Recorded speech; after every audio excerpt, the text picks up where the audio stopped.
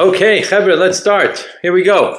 Okay, we are on our third class of Perek Chaf, Perek 20, and we spent a great deal of time yesterday discussing the traditional way of looking at Achdus Hashem, the oneness of Hashem. We discussed the concept of Yesh Me'ayin. We discussed the concept of this way. Oh, there we go. Okay, fine. Love to see it. I want to make sure that I see everyone. All right. Yichudei Allah, the oneness in higher unity, the lower unity. And what we said then was that we now are going to give a little bit of a different mashal here in chapters 20 and 21. Okay, and that's what we're up to.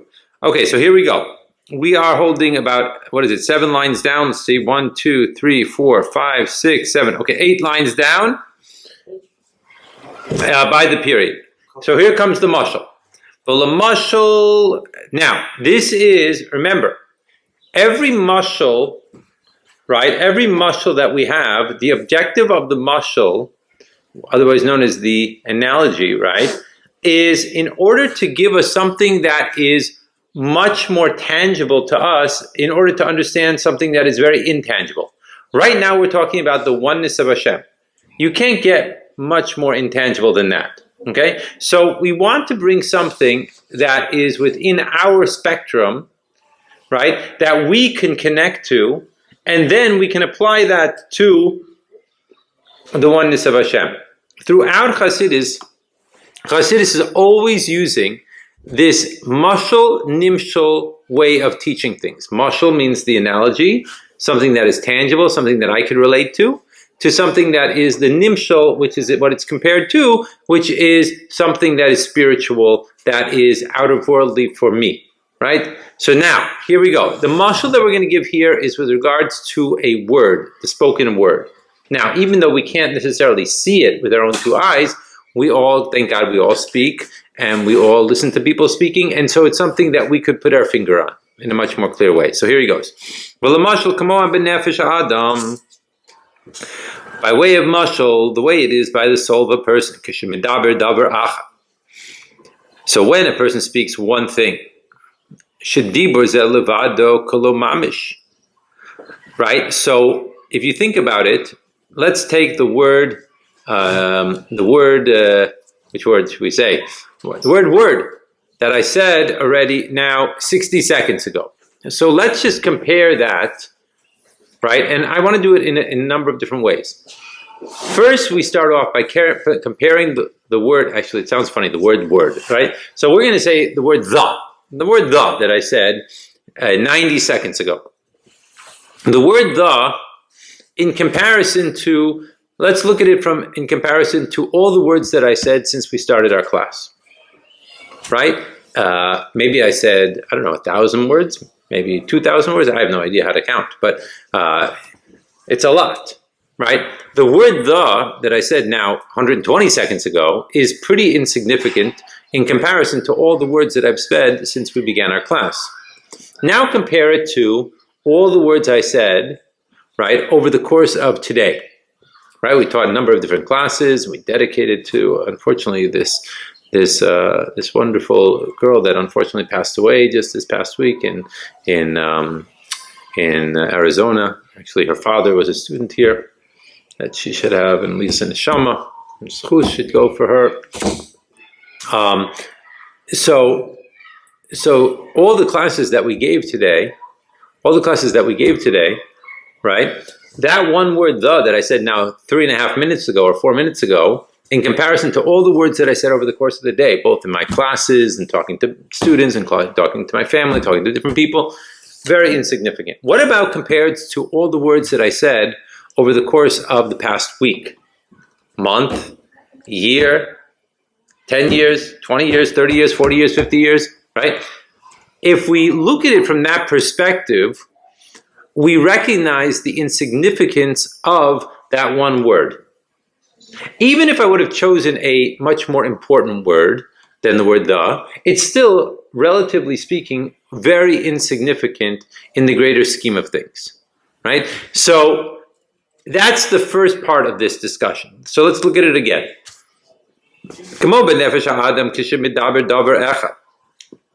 When a person says one thing, this word in and of itself, it's like nothing.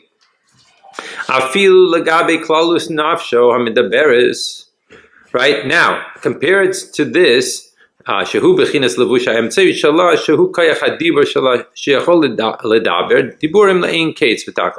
now, we've said so far the comparison of the word the in comparison to right today, yesterday, a week, 10 days, 10 years, 20 years, 30 years, 50 years, whatever. Now compare it to not just what has been said, but the capability of how many words I could potentially say in a lifetime, for example, right? So we would say that this is be'ein aroch.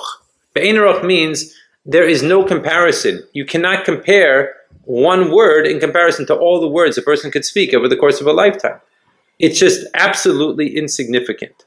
Okay? So that's the first part of this mashal, right? So that is something that we could all visualize in our minds, right? We could think about it and we could visualize it and we could picture it, something that is applicable that we could all relate to.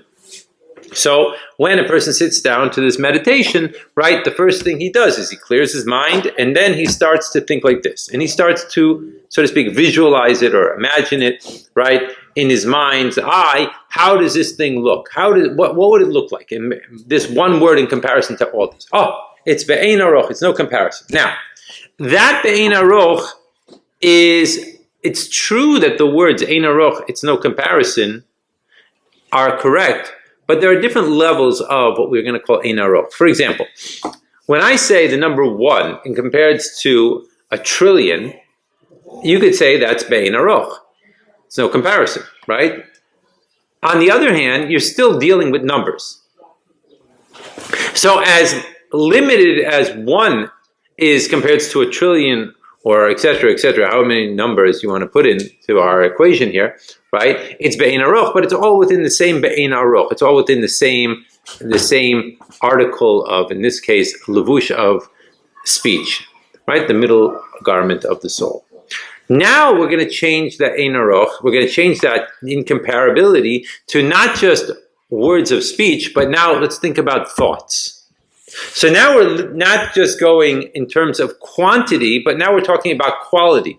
Obviously, the way a person thinks is much more spiritual, ethereal, however you want to describe it, in comparison to the actual words that come out. So imagine now that I'm comparing the word the that I said now 8 minutes ago, 9 minutes ago, whatever it was, compared to all the thoughts I've had in the week, 10 days, 5 months, 10 years, 20 years, 50 years, all the thoughts that I could possibly think over the course of a lifetime, right? We see how irrelevant that word the, in fact, really is. Let's see it in the words that what I just said. So he says like this. All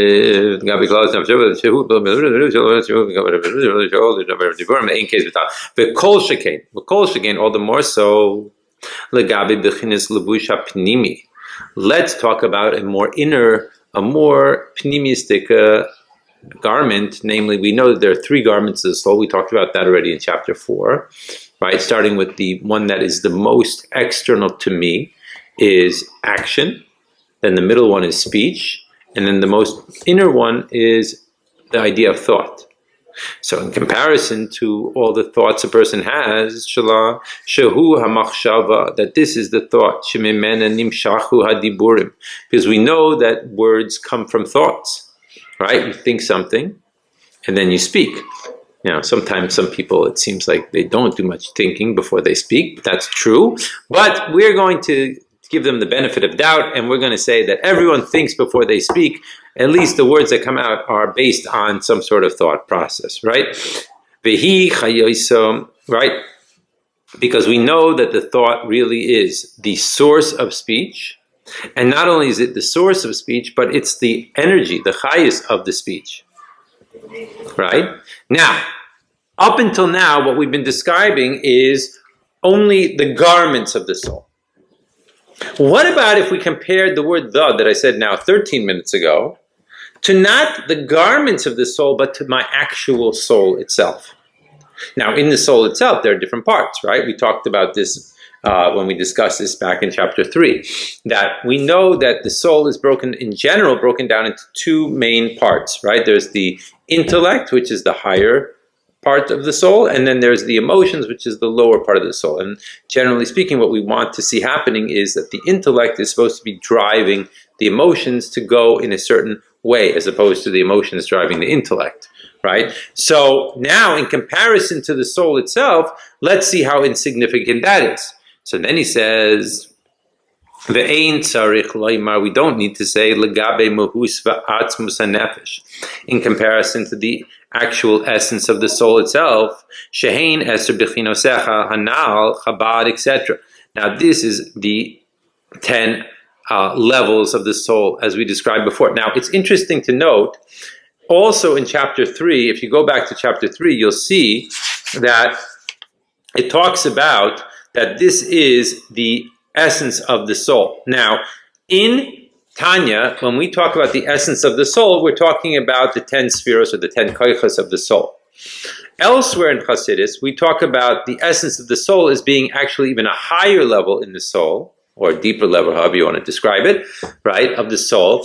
And the 10 spheros are actually a, so to speak, a garment to that, or it's a lower level to that. It's actually called a tachshit. Tachshit, the Alter Rebbe brings that term. Tachshit is like an ornament, right? So the idea here is that it depends what is the main topic of conversation. So in Tanya, the main topic of the conversation is really the garments of the soul. And the reason why the main topic of the conversation in Tanya is the garments of the soul is because that is the area that I can work on. This is known as the book of the Beinani, right? The book of the intermediary person or intermediate person who is constantly working on himself, trying to make himself into a better person, right? And we know that where is it that he is able to work on? He is able to work on his garments. That's what he's able to work on. That's what he is meant to focus on, right? He is meant to change his actions. He's meant to change his speech, and he's meant to change his thoughts. That's what he is meant to change. That's what we are working on when we're talking about Tanya. That's our focus. Therefore, since that's the focus, when we talk about what's the inner level of that, so then we would say, oh, the inner level of that are the 10 spheres of the soul. There's 10 koichos, otherwise known as the soul, right? However, if you would be talking about, right, when we're talking about the main focus is the 10 koichos of the soul, the 10 spheres of the soul, really, why do I keep on going back and forth, spheres and koichos? When we talk about a world, we usually use the phrase the spheres of the world. When we talk about the soul, we talk about the koichos of the soul.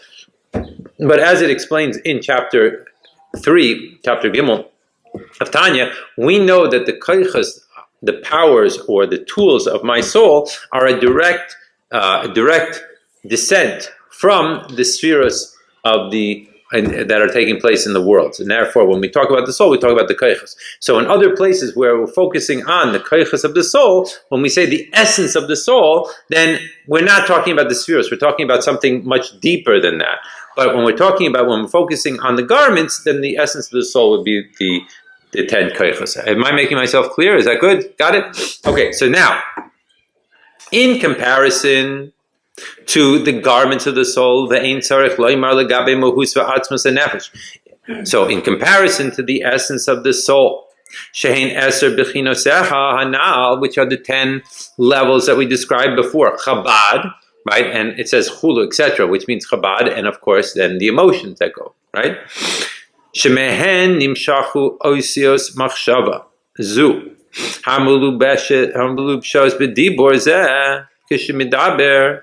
So this is what it talks about, that this is the source, namely that we know that the koichos of the soul are the source of the thoughts, right, which are the source of the words that I'm speaking. In other words, what is it that I am thinking about? What I'm thinking about is what my koichas are kaching in, what my koichas are involved in. That is what is driving my thoughts. So when my nefesh bahamius is involved, so to speak, in certain things, so then that's what's popping up into my thoughts constantly.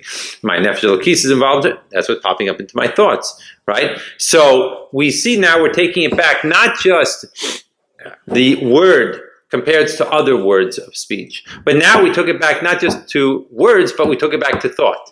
Now we're taking it back not just to thought, but we're talking about taking it back up to the source of where that thought is coming from, namely the 10 koichas of the soul. From that, this is where, from which the letters or the words of thought come from, which are enclosed within this word, right? Because you have to say that as much as we are thinking in terms of images, right, we say, according to Hasidus, that thought is also comprised of words. They are much more refined than the words of speech that come out of me, right? But it's also made up of oisios, right? It's also made up of these letters and of these words, right? However, where are they getting where are they coming from? They're coming from the soul itself. The only difference is that when it comes to thought, it becomes much more refined, much more edel, right? So when you're hearing the words of speech or the words of speech that are written on a paper, it becomes more and more, so to speak, I don't want to say the word coarse, but much more physical and much less refined than, let's say, the words of thought. And that's what it says. So it says like this, etc. However, when we go back to the koichas of the soul, which is Chabad, etc., which is the root and the source of the thought, you cannot say that within the powers or the tools of my soul, you can find letters. That's not what you're going to find there. Prior to them going into the actual machshava itself, into the thought itself. Okay, so let's make a sikum. Let's make a conclusion. Let's make a kitzur of what we've just said. What we've just said is we brought a mashal. The mashal is we have to think in terms of the insignificance of the word "the" that I spoke out about 20 minutes ago in comparison to, number one, my speech that I've said, that I'm talking, etc., over the course of the hour, day, week, 10 years, 50 years, etc., right? Comparison, that's ein arol. You can say that it's totally insignificant. Now compare it to what? Compare it to my thoughts. My thoughts, wow, that's a much more spiritual level than the words of my speech that have come out of my mouth.